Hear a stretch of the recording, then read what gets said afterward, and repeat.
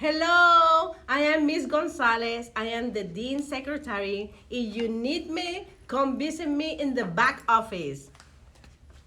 Hi, I'm Ms. Gill. I'm your dean here at Parkway.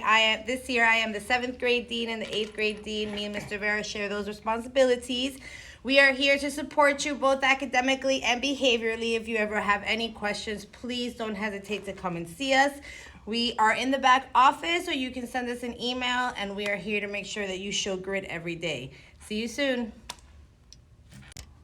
Hi everybody, I'm Mr. Vera. I am the 6th grade dean and half of 8th grade. Like Ms. Gill said, we are here to help everybody succeed, making sure that you guys do the right thing every day. Make sure you guys are showing grit every day.